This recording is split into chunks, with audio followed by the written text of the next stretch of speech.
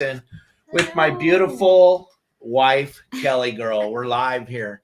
Yes. We are live and we're styling and things are going well. And well, I'm styling here. The only way you can get a hold of us, because I don't know what's going on with this restream today, you got to text us your questions at 949-374-0786. That's the only way, because for some reason we're not getting the comments today for some reason. I don't know. Everything's a mess. Everything's a flipping mess.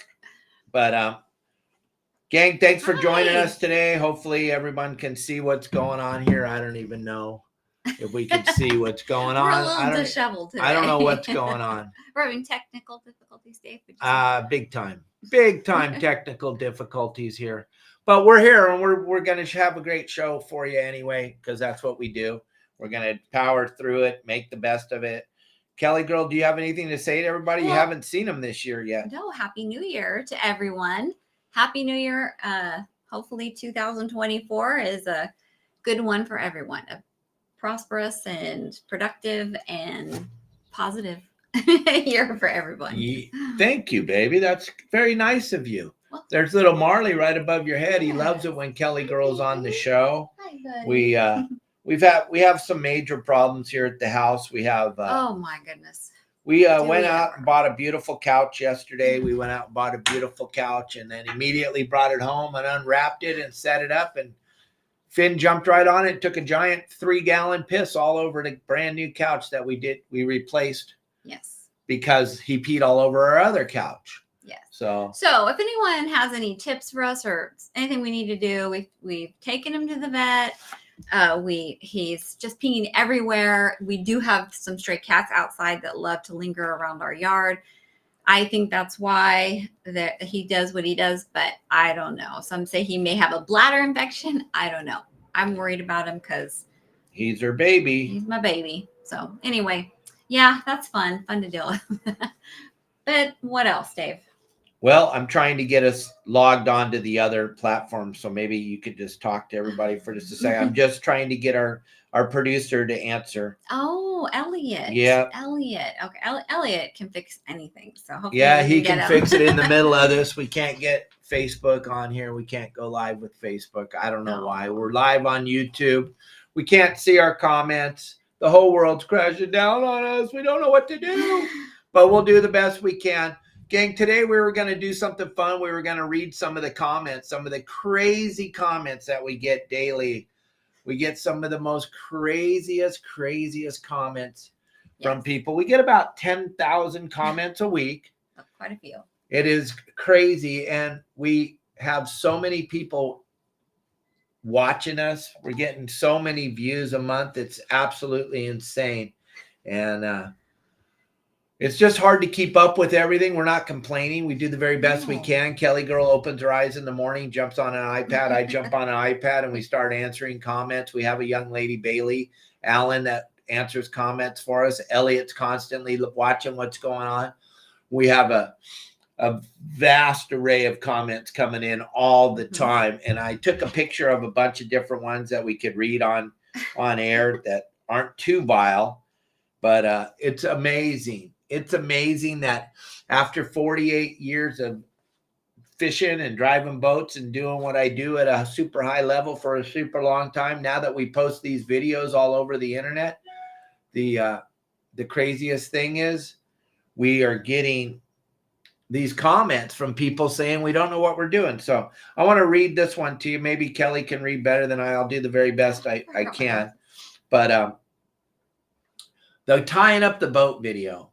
It's probably our most viral video that we have out there. This thing, every time we post it, it gets millions and millions of views. It's crazy. It doesn't make any sense to either one of us. It was basically a video that I posted on my pay site on yoursaltwaterguide.com to teach all my members how to tie up their boat, because they all know that I know what I'm doing. Mm-hmm. But now that it goes out on social all the time, there is a plethora of people that are saying, I don't know how to tie up the boat. Even it got so bad at one time, a couple, 3 years ago, when I first posted it, I got a call from Kelly girl and she asked, "Are you sure? Do you know what you're doing? You're Do you tying really, is this just your way of tying up a boat, or is this the right way? Because a lot of people are saying this is the wrong way. And I mean, as far as, Dave, you're a phenomenal captain. You can operate a vessel of large vessels. You're awesome. You're amazing.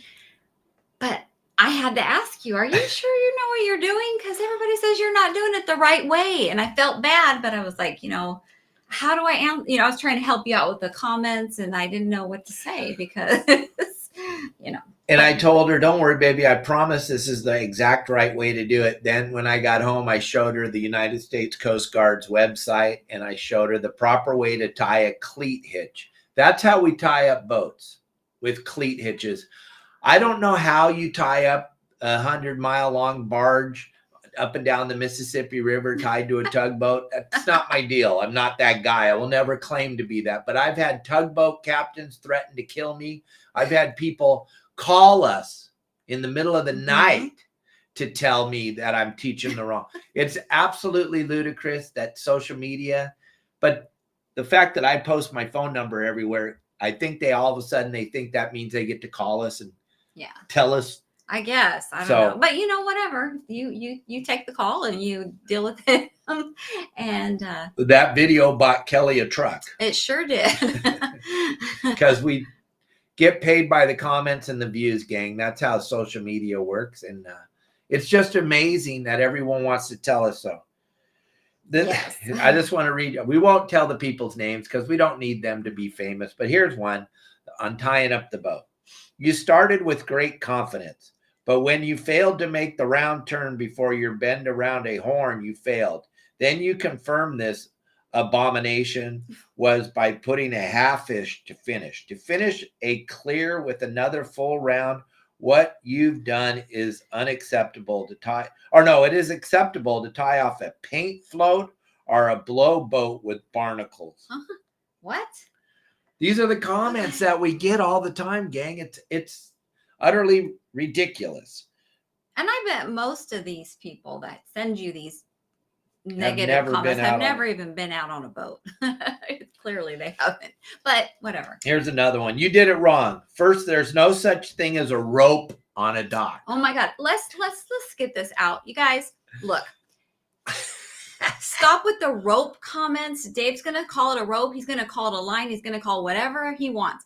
If the everyday person is not familiar with these nautical terms and all this, right? So to you, if you have your license, your captain or whatever, it might be a line, but he's going to call it a rope. He's going to call it a line, whatever. Don't get so hung up on these little words. It's just ridiculous. It really is. He's not speaking to the guy that's been doing this for years. He's talking to someone, to everyone, and they may not, get it. Maybe they call it a rope. It's okay. It's going to be all right. Just like I call it the left side of the boat or the right side of the boat. Not everybody knows port or starboard. No. So just, relax. It's going to be all right. Everything will be okay. Right? Your favorite saying.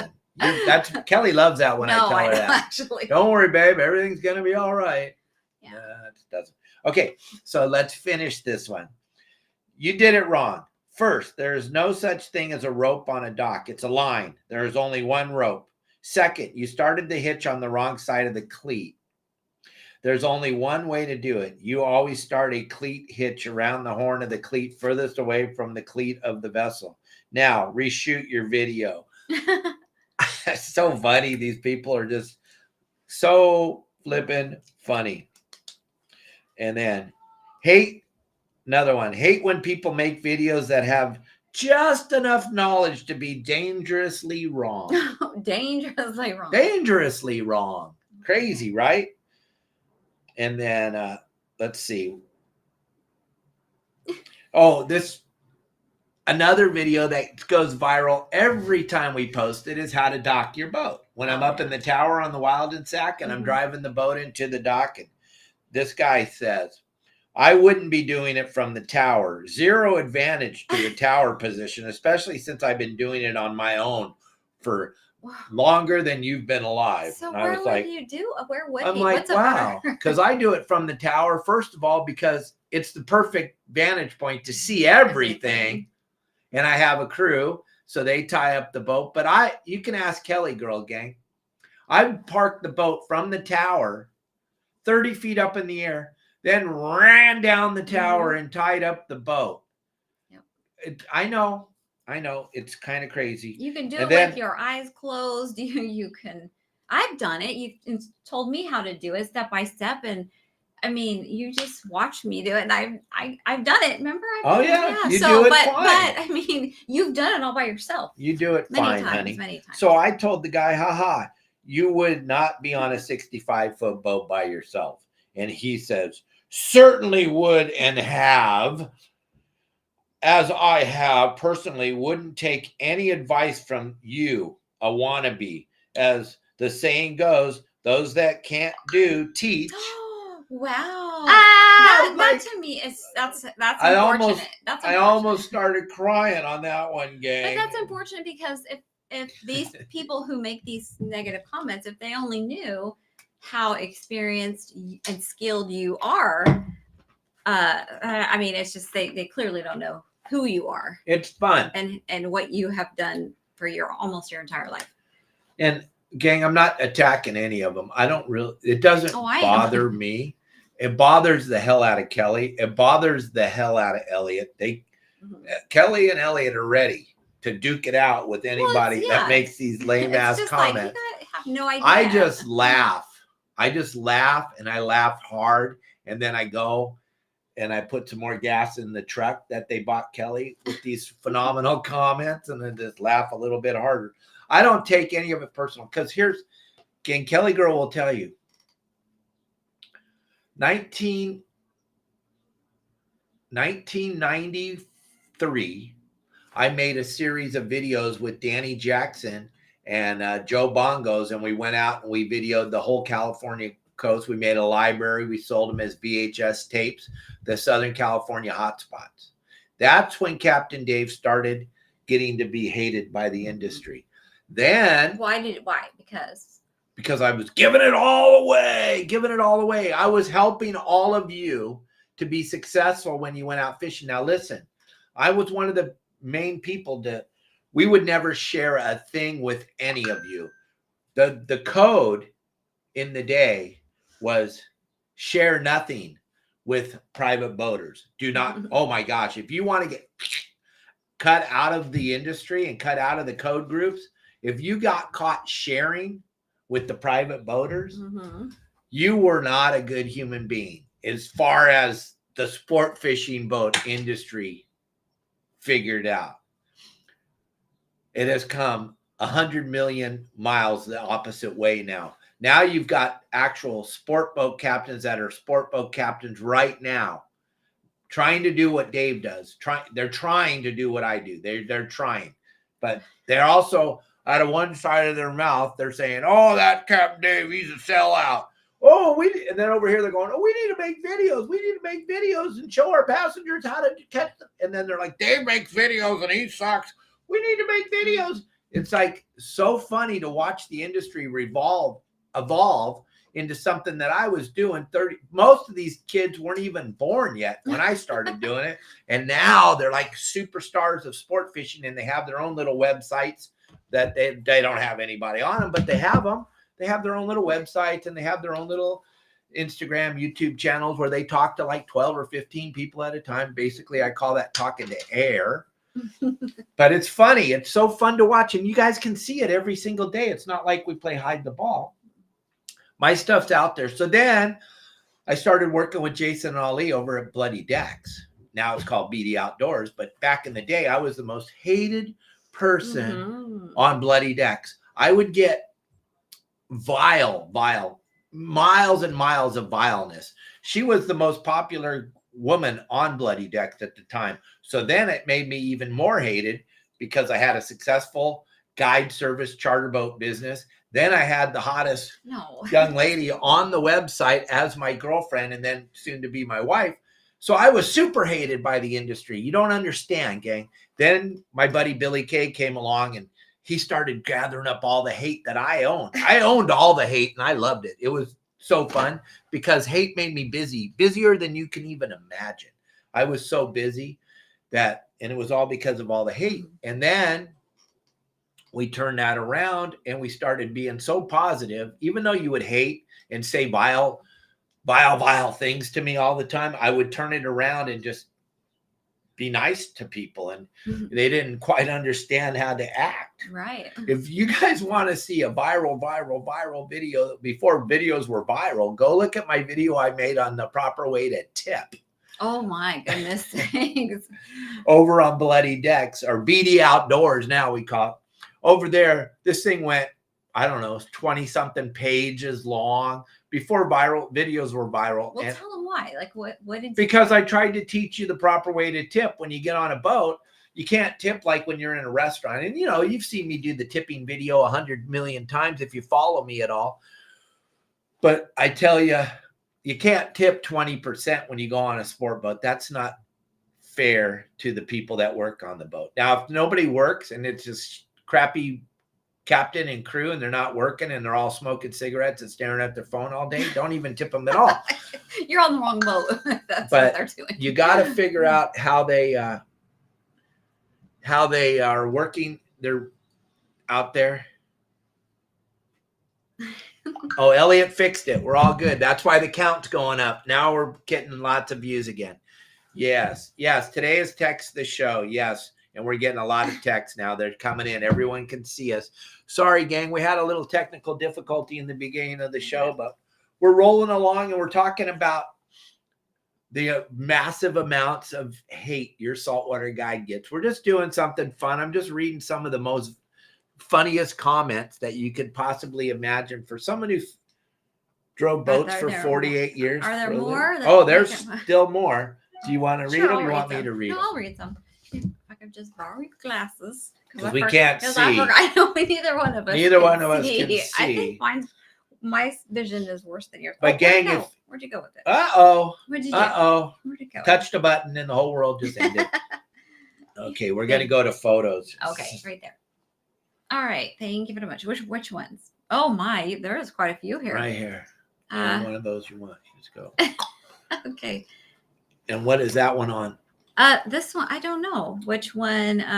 Sorry, gang. Yeah, I don't know. We don't rehearse anything. We never rehearse a thing. We barely make it onto the show in time. Well, here's one. I don't know what video this is on, but it says. I'll be able to tell you right after I hear the comment. Someone sent a comment, buddy. You are the biggest crybaby I've ever seen. That's the California sea lion video I made that had.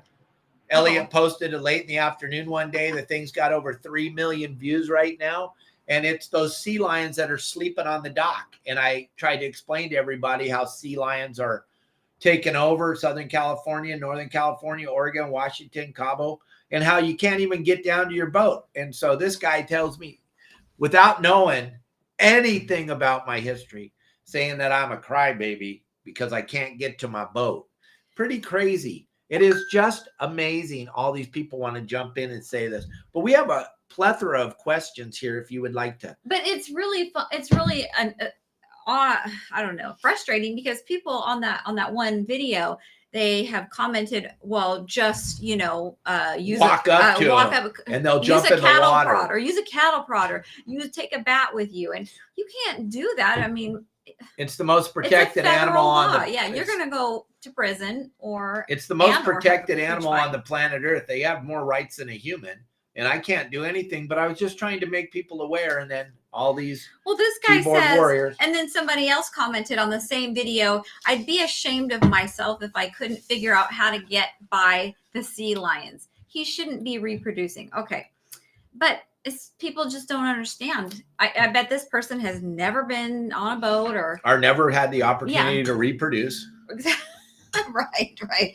It's just it's funny. It's very funny. But anyway, it's spawning season in Cabo right now.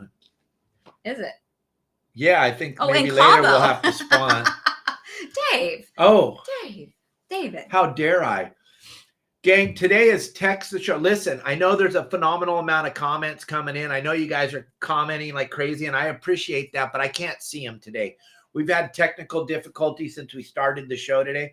So look at, I want to see your comments. I want to read them. Text them to Kelly Girl and I at 949-374-0786. Today we have some technical difficulties. Don't forget, tomorrow our guest is oh my gosh. Kelly Girl, tell everybody that's listening who's on the show tomorrow. Tomorrow, Dave is going to have as a special guest Amir K. He's hilarious. He is hilarious. I watched his videos and became aware of him long before you did, actually. And then you just on your own. I don't know. You found him and I don't know, whatever. He is hilarious. Then I saw his Instagram and saw where that he has a bunch of fishing videos, and the guy is super into fishing, but he's super funny. Super funny. He traveled with he just got off tour with Theo Vaughn. They traveled all over doing comedy shows. He's going to be on our show tomorrow. You know me, I'm a pretty funny guy. He's got fabulous hair, I have to say. I love his hair. Thank you. So you don't want to miss tomorrow's show. Amir is going to be on here. He's going to make you all laugh. We're going to do our best to have the cleanest show we can possibly have. He works a little not clean, but we've talked about it. So we're going to do our best to see if he has. You're the same. So, I mean, you have to. We have to. You both have to be conscious about what you say. But gang, we have a plethora of questions here from everybody. So we're going to have Kelly Girl read some of these questions real quick. Also, we're putting out the game plans today. They come out at 3:30 this afternoon. Gang, I don't know if you've seen what's going on in the ocean right now, but we have another storm today. Big wind event, big swell, and then we're going to have some nice weather on Friday and Saturday. So if you want to check out the game plans, there's some cool stuff. But nobody, and I mean nobody in Southern California should be on the water on Sunday. Just don't do it. Go down to the beach, take some videos. It's going to be insane.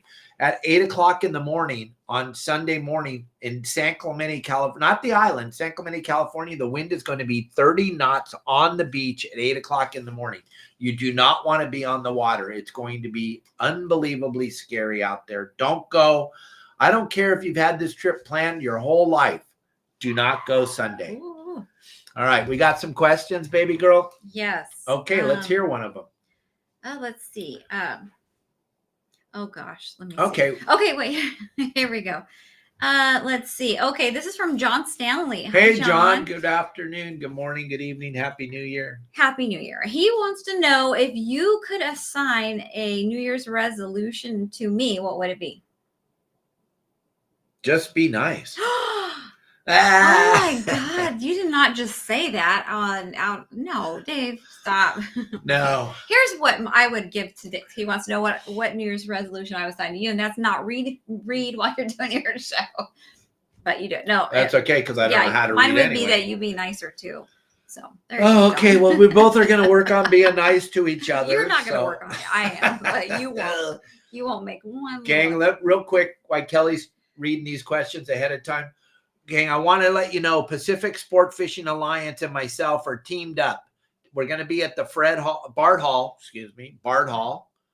Fishing, Tackle, and Boat Show in Long Beach, California. I'll be speaking on behalf of Pacific Sport Fishing Alliance. We'll be talking about fishing in Alaska. We'll be talking about fishing down here in Lopez Mateos. Larry's got a lodge in Alaska and a lodge in Lopez Mateos. You guys can come fish with Kelly Girl and I in Alaska. You can come and fish down in Lopez Mateos with me and Kelly this year. We're going to be doing a trip down there. We got that trip in Alaska in the first part of September. If I could use those binoculars for just a second. Oh, the binoculars. Yeah, I'm like, what? We only have one pair of glasses between the two of us. But I want to show you guys this trip that you have an opportunity to go on with Kelly Girl and I. And then you definitely want to come to the Bard Hall show. Here's the trip that we're going on. I think it's going to come up here in a second. Oh my gosh. Nothing's working today. This isn't a good sign for the new year. The Pacific Sport Fishing Alliance is going to be with me. Both of us will be at the Bard Hall show at the Long Beach Convention Center. There I am. I'm going to be speaking twice. I'm going to be speaking at 12 o'clock on the main stage with Larry Hansen. And then again at 3 o'clock, I'm going to be doing my thing by myself. No leash, nobody telling me, no one asking me questions, just me going, and then I'll open it up to questions. But gang, the biggest, coolest part about being at the show when I'm there is it's all about your children. If you come in to see me and Larry speak, bring your children. If you come and see me at 3 o'clock, bring your children. I've already talked to my sister. I've already talked to Promar. I've already talked to Akuma. They're going to supply me with some giveaway stuff for the children only this year. I'm only bringing stuff to give to the children. When I'm up on stage, I work super clean, and I always tell the children, once I get started, 5 minutes into my seminar, I bring every single child up on the stage. If you haven't been to one of my seminars, I promise you, you're in for a treat. And I bring all the children up on the stage, and I give each of them something. And then I tell them as they're going back to their seats, listen, gang, pay attention, because if any of you children hear Captain Dave say a bad word, and a bad word is shut up, any word that is not appropriate for children to hear, I give free stuff to all the children in the audience. So it forces me to pay attention to what I'm saying, but it also has all the children in the audience listening. It's the only seminar you're going to go to that your kids are going to listen. I'm going to make them laugh. I'm going to make them think.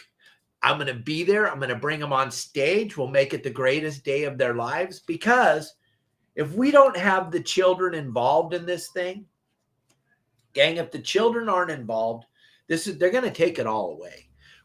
Frank Lepresti talks about it. Bill Varney talks about it. I talk about it on the show all the time.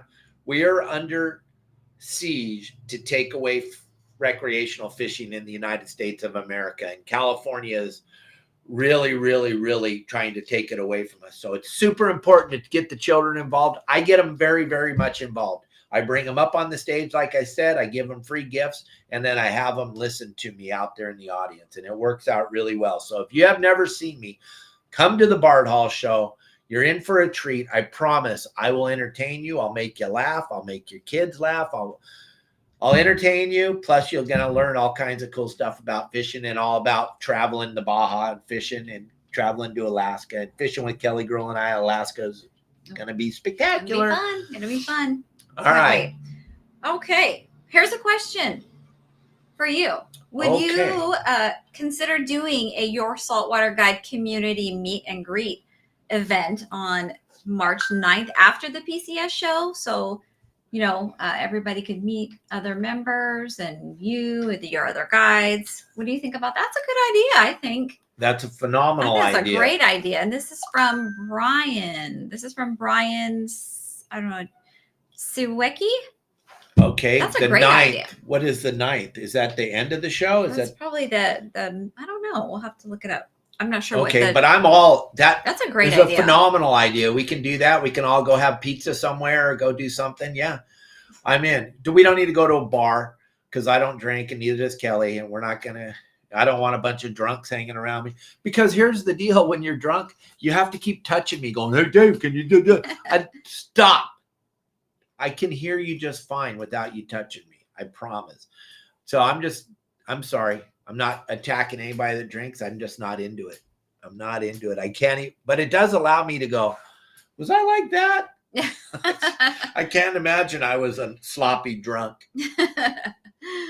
All right. We got any more questions? We're going to put that together, Brian. We'll let y'all know on the show. We're going to look at, we're going to do it.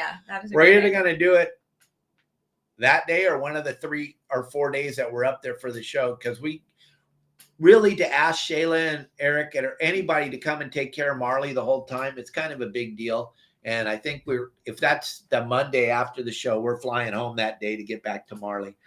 Marley, don't eat your cage. Marley, you can have whatever you want to eat.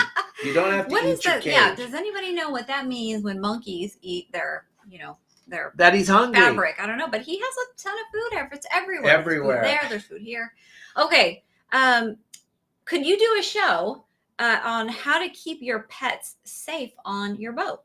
A lot of people bring their dogs and are unsafe. That's true. Absolutely. We had Chase Ofield talk to me at the War Heroes on Water. He's the one, him and his wife lost their dog in the middle of the ocean, and they take such good care of their animals. It just was a freak accident. But yeah, That's heartbreaking. even if your dog or your cat, we'll have that whole show. We'll do that for absolutely sure, because we could talk about it right now, but that'd take us off the subject. We got lots of questions, comments. Gang, if you're watching the show and you're putting up comments on the side like we normally do, Kelly Girl and I cannot see him today. We have some technical difficulty with our restream today. So believe me, I want to listen and hear what you all have to say. If you just have something nice to say, just send it to 949-374-0786. And today we can't ban the booger eaters because we can't see their comments. So they're having a full-blown party on there, I guess, because I can't ban them. But Elliot's watching. He'll ban them. What do we got? Let's see here. This is from Tim Ogilvy, and he said it was nice talking with you this morning. And he wants to know if you prepare for your presentations or do you just wing it and shoot from the hip? 100,000% wing it. I wing this show every day. Mm-hmm.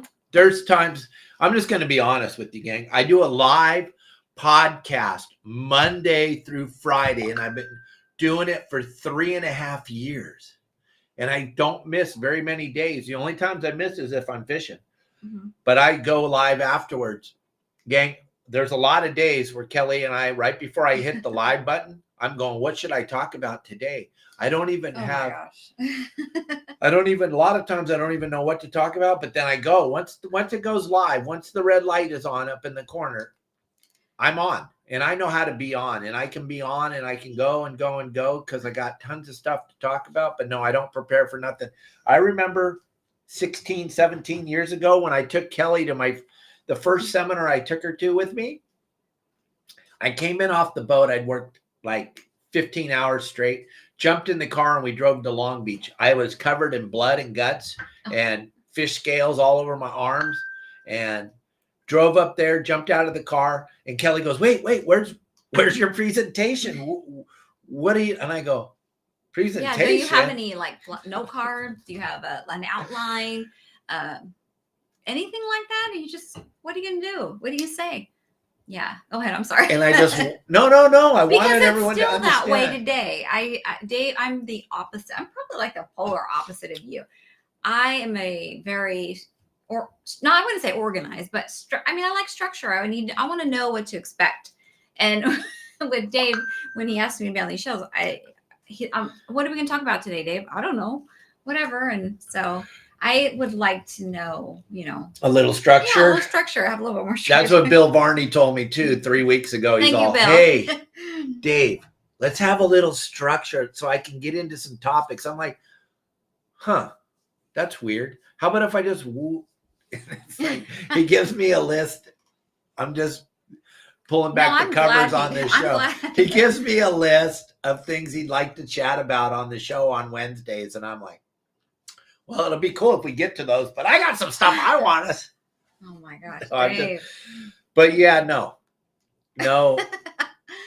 structure at all. No, but what I want to tell all of you, gang, is the next time you're at a seminar somewhere and you go somewhere and the guy's up on the stage and it's all ums and you knows and yums, get up and walk the hell out, because you don't want to know what that person knows, because they don't even know what they know. You got to be able to free flow, and you got to be able to talk. If you know what you're talking about, it's super easy. If you have an idea of what you're talking about, it's super easy. All I can tell you is I started fishing for a living when I was 13 years old with my dad, going out on the boat. That's how I bought my candy bars and stuff like that. And then started fishing at a high level at 16 when I dropped out of school. And then we were off to the races, and then everything after that. So you want to talk about fishing? I got it. Then I set up trade shows for 12 years. You want to talk about the convention centers and how to get in and out of them and how to move around them and how to set up trade shows? I got that. Yeah. And then I sold real estate. If you want to talk about that in Mexico, I got that. You want to raise animals? I don't have a clue what the hell I'm doing. We don't know what we're doing. We don't know what we're doing. All right. So we got more questions. I heard them coming in. No, we don't have none that pertain to what we're some cool stuff, anything. Gang, if you got anything you want to talk about, you got comments, but we got these, we got some more crazy comments on here to look at. And it is absolutely incredible, gang, that we have such a huge following and such a great audience, and so many people love being on the show, and they call us up and they tell us they want to be on the show. And it's absolutely blowing my mind. Because like I said, when we started out today, I was asked that question. I was the most hated human in the industry. You because might still be. I don't know. Probably. I mean, but I got a bigger following than all the other booger eaters combined in Southern California. You go look at all the boogers in Southern California that have been doing it for a living for 10 or 12 or 13, 15 years. I blow them away. And I'm an old man, and I've been doing this at a high level for a long time. It makes me laugh, especially when I hear some of the people go, well, I'm thinking about advertising with Jimmy Joe Jack. And I'm like, dude, the guy's got 12 followers. Why? Well, he catches big bluefin. He catches big bluefin. Any booger eating moron can catch a big bluefin. It's not that hard. You put a dead flying fish out on a bobber and it eats it and you wind it in. It's not even a big deal. Oh, he caught 6 yesterday. It's a big deal. It's so funny. Gang, what you want to pay attention to is on these videos that these superstars of fishing are posting, all you want to do is look at the views. I mean, Kelly and I, when we're watching videos, watching YouTube stuff, we look at the views. If the guy's got 1 million views, we're like, oh, this might be interesting. If the guy's got 12 views, we're like, next. I don't care if he's the coolest bluefin fisherman on the planet. Yeah. Well, I mean, everybody's got to start somewhere. And it's, you're harsh today. I'm just having a ball. Oh my goodness, Dave. Okay, so what's the next thing? What's your other comment? There's so many just crazy comments that people leave for you. Oh yeah, it's amazing. It's absolutely amazing. But I had over on Dave Marciano's page, I couldn't grab the video and show it to you, but the wind farm contractors acknowledge that they're harming whales and dolphins. And then they show, and I could show the picture. I could have if I knew how. Oh, gosh. But they show this poor I don't want to right whale just ground up into hamburger meat. That's the windmill, guys. That's what's going on with the windmill crap back east that our great governor in California is going to force us to build these windmills off of Morro Bay and start killing our gray whales that we worked so hard to protect for so long. And when I grew up as a young man, there used to be commercials on TV that said, save the whales. Mm-hmm. That was kind of the big push, save the whales. And now the same people that made those videos, now they're grown-ups and they're getting paid off by all these green energy companies. And so now they're like, kill the whale. We need green energy. Well, it's impossible. The green energy will never work. It just won't. But it's okay. We can play the game. We can rip off all of our citizens' money all we want. But we are going to kill massive amounts of marine mammals, killer whales, dolphins, sea lions, gray whales, humpback whales, blue whales. It's just unbelievable. If one whale dies, that's too many. It doesn't even make any sense to me. It's the scariest thing ever.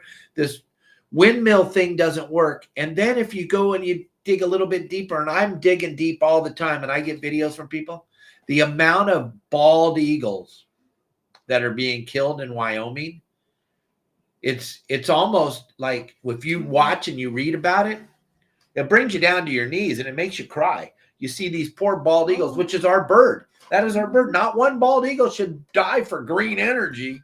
It's so ridiculous. But these windmills, they don't know. And like Tommy Gomes calls them, salad shooters. Oh my God. Oh my gosh. I can't. And all the seabirds that are going to die by the massive amounts. They're already dying all over the world. But no one talks about any of this stuff. Do we got any more questions? That's got to bring some of you to say something. Somebody's got to have a comment about this green energy. It's heartbreaking. It's so sad that they're feeding you guys this line of bullshit. Whoops. All the kids get free stuff at the show. But it just pisses me off that this narrative that they're feeding you and you're all sucking your thumbs going, yeah, we need green energy. You don't even see how they make green energy. Like Ted Nugent said, if you're a vegan, you kill more animals than all of us combined because to grow those soybeans, they have to kill every flippin' animal, every bird, every squirrel, every rabbit, they all have to die to save the soybeans. It's crazy. Yeah. But nobody ever does any, oh, I'm a vegan, I don't like to hurt animals. You kill more animals than all of us combined. Sorry. No, I get on these little tangents, and I go. You come see me at the Bard Hall show. I'm going to look for the one with the clearest eyes, and I'm going to ask you, what the hell was I just talking about, please? Because I forgot. What do we got? Oh, let's see. Will these be built in San Pedro? They are building a giant swath of the land inside of Long Beach Harbor. Between LA and Long Beach Harbor, outside of Pier 400 and Pier J, they're building this giant island inside of Long Beach, LA Harbor, which we could have never done before because of the environmentalists would have never allowed that. But now they're building this thing full speed, dumping dirty, filthy rocks into the water. Oh, wait a minute. The dirty, filthy rocks came from the water. They're dumped, but I'm just trying to let you know the enviros. So now they're just taking this giant portion of land, and also up in Port Hueneme, and they're going to build these windmills. Where do these windmills come from? Where? China. China. Yeah, they come from China. So they're building the windmills in China. Another thing, and Bill Varney talked about it, they don't even have a way to get them here. They haven't built the boats yet that they'll put these things on to bring them here. And I don't know if you've ever seen anybody building a boat. Fiberglass, if they built it out of fiberglass, if they won't, they'll build it out of steel. But if they built it out of fiberglass, gang, fiberglass is a petroleum product.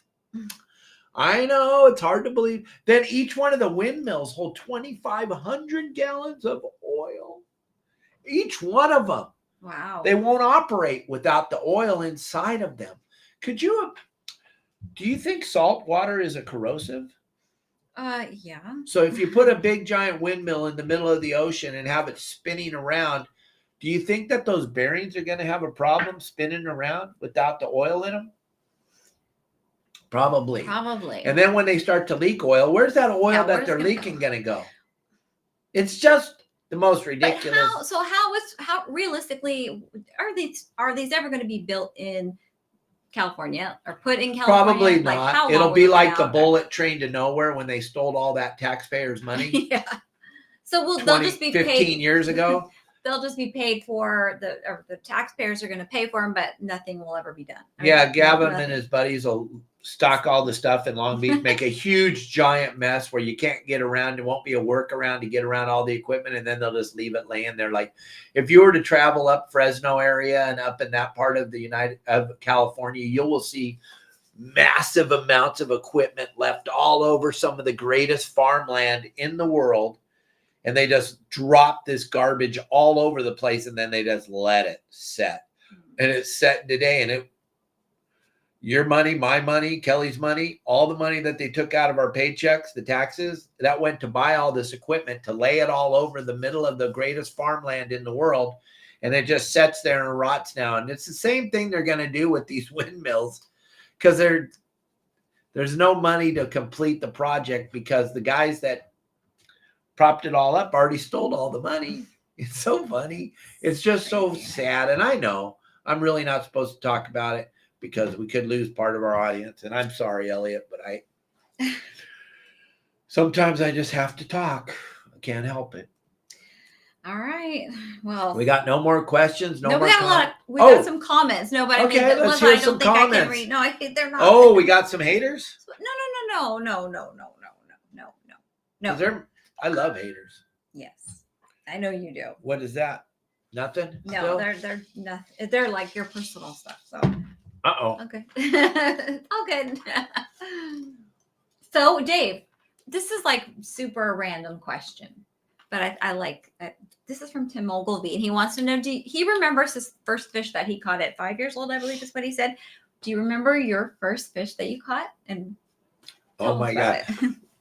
Okay. That's a great question. Kelly Girl and I got introduced to something absolutely spectacular the day before yesterday. Michael Folks is putting together the most spectacular movie ever made called The History of Sport Fishing. It's an 11-part docuseries that's going to chronicleize fishing, sport fishing, all over. Largemouth bass, the Tuna Club, Avalon, and the show starts out. I know you're going to all be blown away.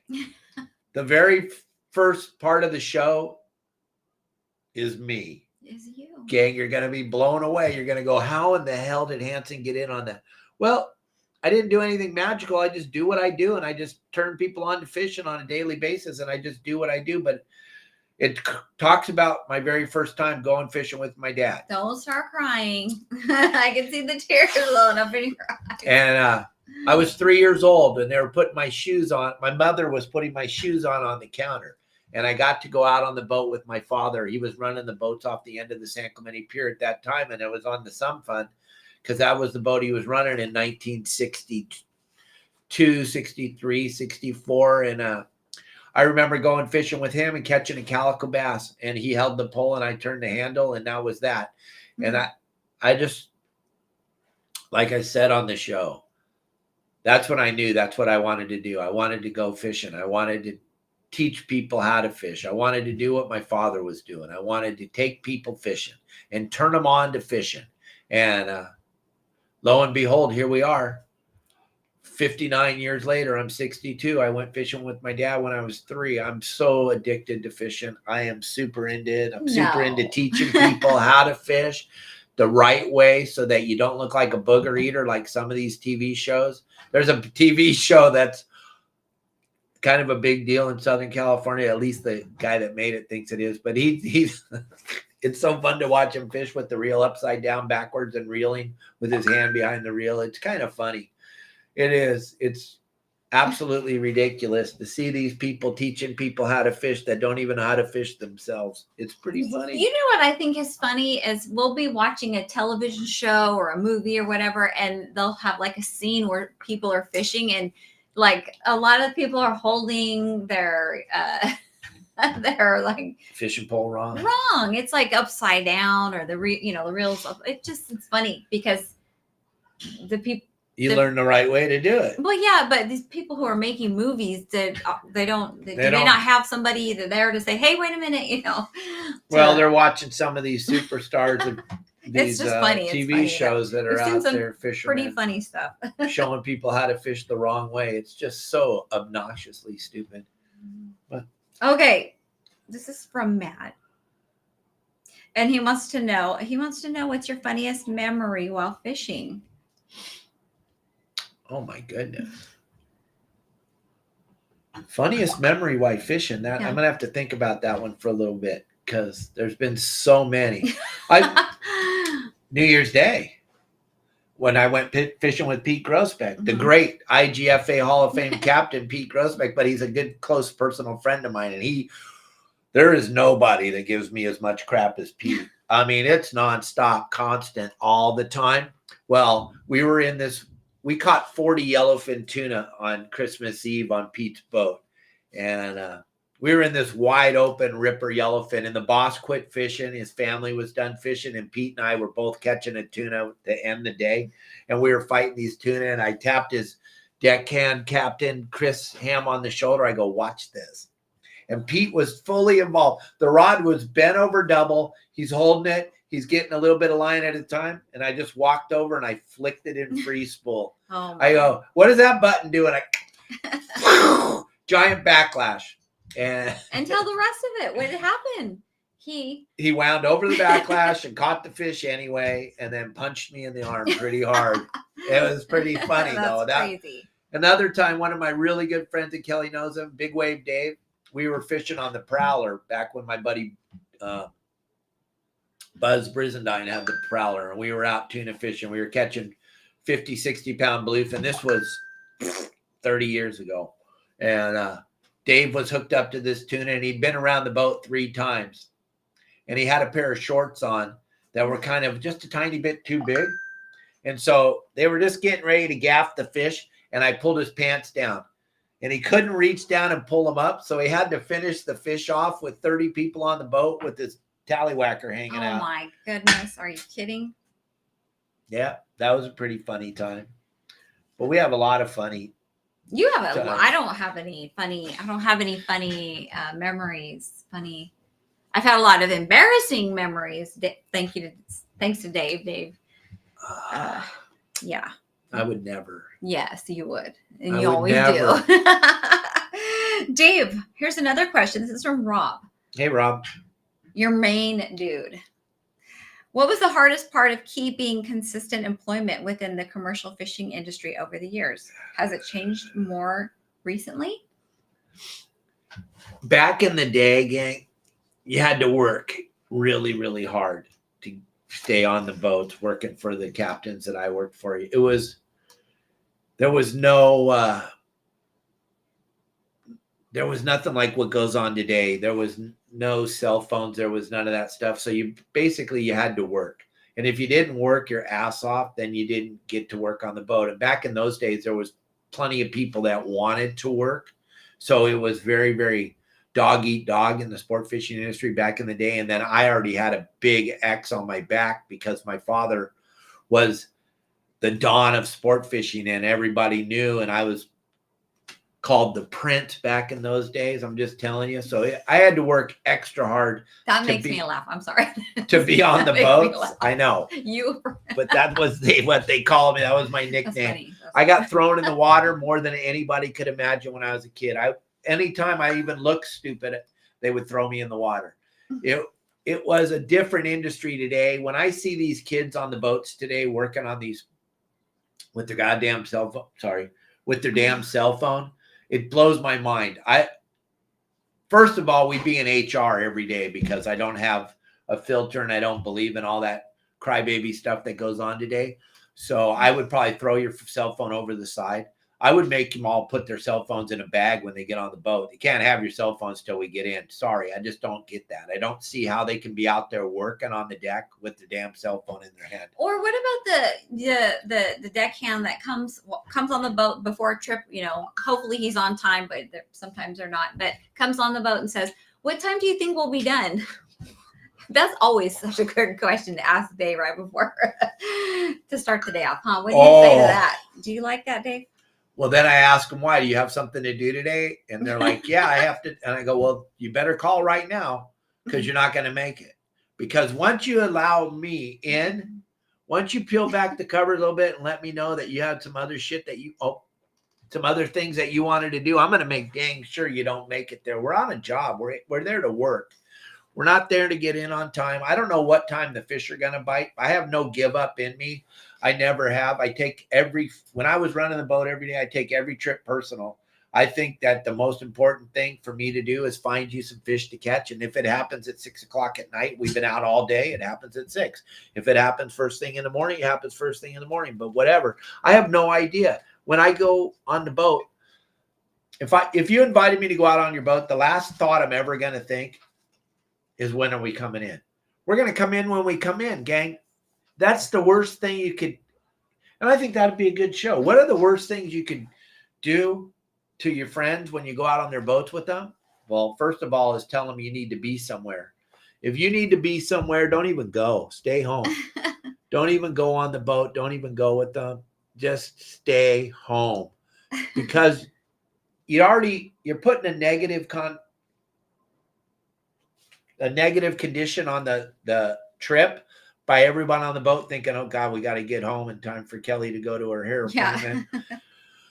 Don't go. If you're on a time schedule and you need to be somewhere, don't go. That's not the day to go fishing. The day you go fishing should be the day you go fishing. Now, if you're fishing with your children or your wife, we're just doing it for a couple hours anyway. We're just going to go out, catch some mackerel, catch some little fish, and go home and make it fun. We're not going to go tuna fishing ever with children. I don't care if your kids told you. Why is that? I don't care if your kids told you, Dad, I want to go tuna fishing. No, because they don't. Well, because they don't not understand. Right out in the beginning. No, they saw the pictures of you with the tuna, but they didn't understand that you drove around the ocean for 16 hours before you caught that tuna. It is super boring. Oh my gosh. I remember one of the first trips it was an all day thing. we went out Thresher shark fishing, and I was bored out of my mind. I just was like, this is for the birds. I'm not having fun. And I didn't like that. I don't like. Just like halibut fishing, you got to be in the mode. You have to be in the mode. Yeah, but I didn't like that day. That day was not fun just because I thought it was boring. I mean, I'm sure it is boring young kid would, because you don't know the payoff. Well, with your child or a spouse, you don't know, hey, we're spending the whole day out there. You didn't share proper with your family when you did that. You got to be honest. You got to let them know that it's going to be a flipping boring day. Yeah. Right. Most people don't want to go be bored. Right. Look at your monkey. He's just hanging out right here, right here. Oh, he's right there. Where'd he go? Okay, so we got a couple more questions coming in. I heard the bing, bing. So maybe Kelly Girl can read them. We got about 5 more minutes. If you have a question, gang, and you want to get it in here, your saltwater guide, Kelly Girl, and I will answer it right away. I believe this is some of these I can't read, but so let's see. Do you need the glasses? No, it's not that. It's just I can't read because of what they are about. Because you didn't finish school. Yeah. Who's the one that's always asking me, how do you spell this? Okay, so let's see. This is from Maddie. Well, it's a comment, I believe. Okay. I haven't read this whole thing, so let's see.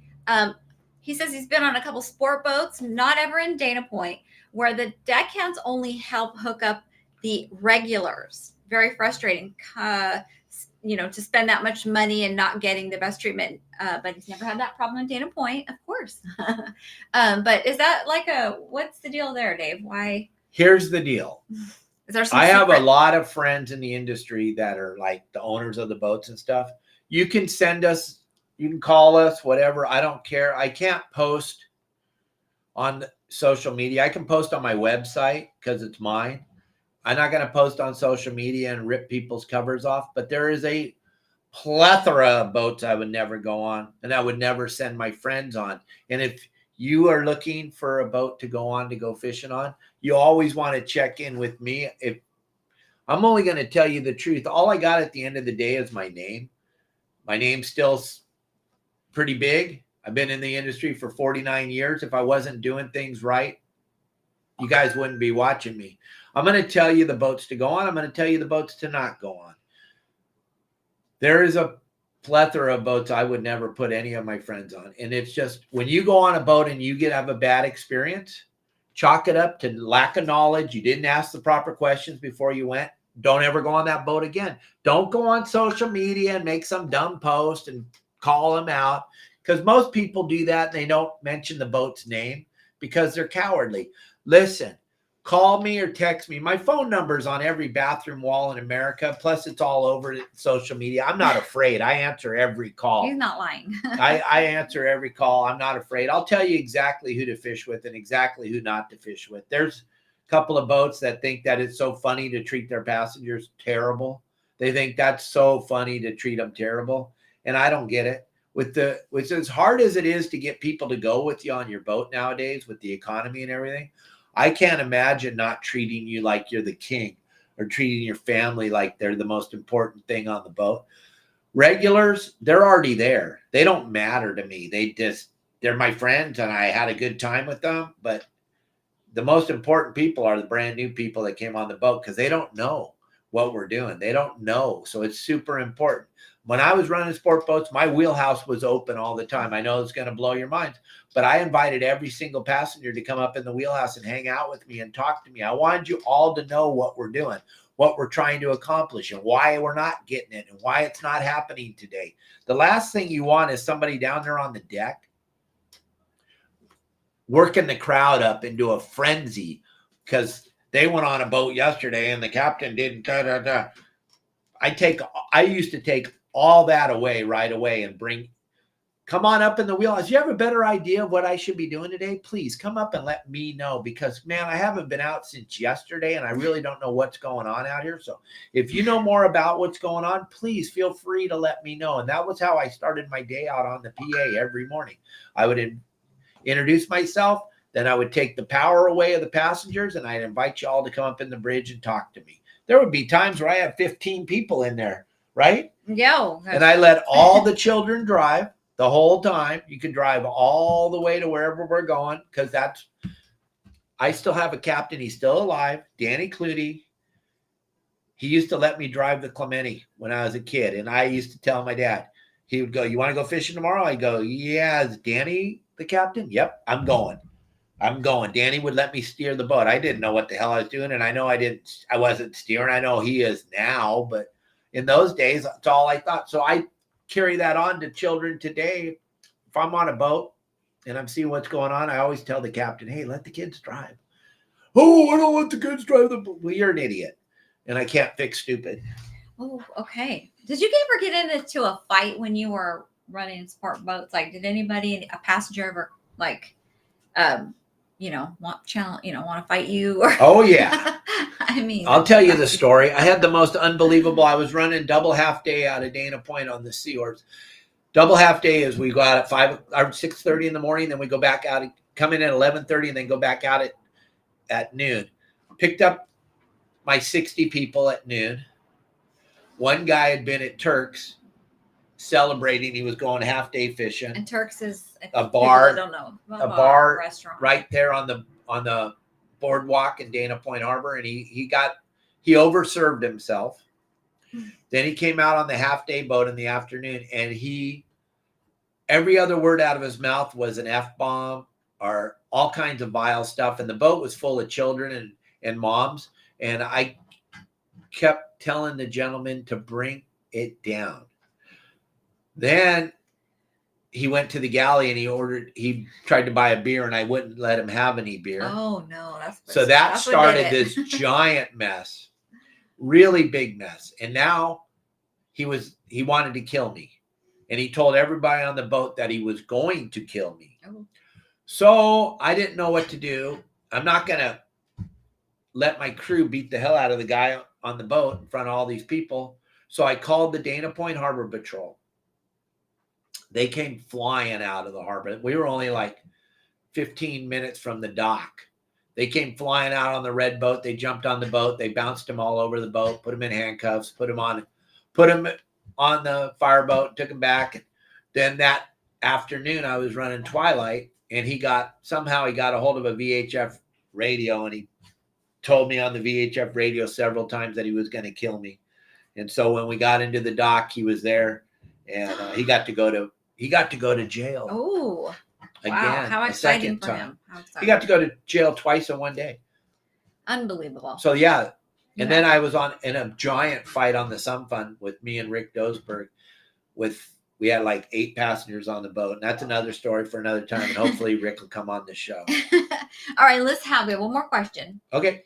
This is from Matt, and he wants to know if you have any suggestions when it's toward the end of a trip and you want to make the last stop successful. What kind of conditions are your favorite to look for? When I was running the sport boats, when we were half day or 3/4 day fishing, we had our spots that if the conditions were just right and everything, you knew where you wanted to finish the day off, because there was nothing better than getting wide open bite at the end. So you'd look for the edge of the kelp where the current's flowing downhill and the water's clean and you got a bunch of bait left. When you got a bunch of bait left in the tank and the day's almost over, you just start throwing as much as you possibly can and getting those calico bass into a frothing bite. Calico bass fishing is the very best fishing in Southern California, because you can do it winter, spring, summer, or fall. You're always in a beautiful spot. You're anchored up and you're catching fish. The biggest problem today that I couldn't cope with would be the California sea lion.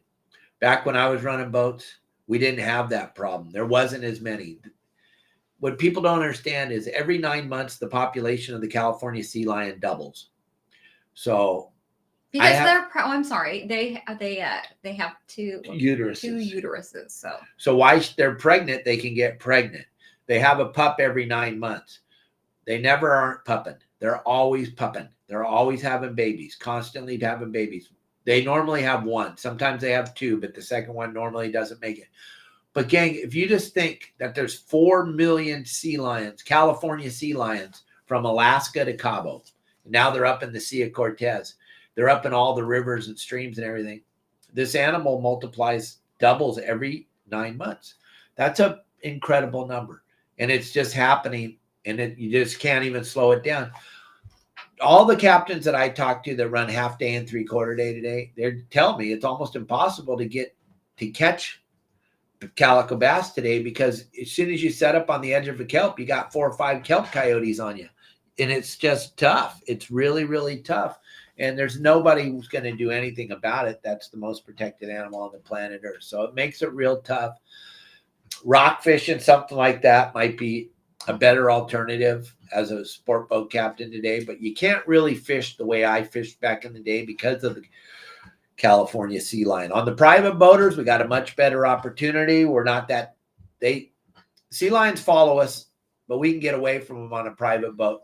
But you're not that big lunch truck like the Freelance or the Seahorse or something. And the minute they see it, they follow you around, and you can only do 9 knots full speed, both engines paid. So gang, I hope you enjoyed our show today. It was kind of all over the place today, but that's okay. We do the best we can. I think our technical difficulties in the beginning kind of threw me off. But threw us for a loop, but we ended up with a phenomenally massive audience thanks to Elliot Andrews. Yes, thanks for Elliot. bailing us out again. As I don't know usual. what we would do without Elliot. We'd just be sitting here talking to ourselves. Yeah, that's true. Oh no, Elliot makes all the magic happen. That would be pretty bad. Because Kelly Girl and I have been basically sitting here talking to ourselves since the pandemic pandemic We came. spent a lot of time with you. Got to know each other since we moved to Cabo. Yeah. And we got us a little monkey and a couple of cats, and the whole world is going crazy. Gang, thank you all very much. Thank you so we really much. appreciate it. Do not miss tomorrow's show. No, you don't. No, you guys will be hearing you don't want to about miss it. Amir will be probably doing some bits. He'll probably have some phenomenal jokes. You probably will miss it, and you'll be bummed. So check him out, though. Go check him out. Amir K Comedy. Super funny guy. All over YouTube, TikTok, Facebook, Instagram. You can find Amir everywhere. He is very, very funny man. Very funny man, and he loves to fish, so he wins. When I found out he likes to fish, he's even more funnier. Plus, like I said, he's got great hair too. And we have a really bitchin' guest for you. It's just hot off the Joe Rogan show coming next week. He was just on Joe Rogan's podcast. He's going to be with us. We'll announce him after Amir's show tomorrow. You guys will be stoked. Another phenomenal guest. We're bringing in the best of the best in the industry right now. We've had some great guests the past We've come a long way. few weeks. Yeah, it's been really good. Come a long way. So thanks, everybody. Thank you all. Don't miss me at the Bard Hall show. I'll be there. And don't miss Kelly Girl and I at the PCS show. Kelly Girl, Amanda, Kate, Pablo, Justin, and I will all be at the show. And according to Justin and Amanda, the boy Madden and Rylan will be there at the show. Rylan will be signing autographs. Rylan will be up on stage with me talking about lobster poop. He was there last year. Yes, he was. And I brought him up on stage. And Ellie, we have a big screen coming with us this year, so we'll be showing videos up on the big screen while I'm doing my seminar. We're ramping it up, gang. We're moving to the next level, and it's only because of all of you. Yes. None of this is possible without our audience. So thank you. Have a great day. And we'll see you tomorrow. Bye.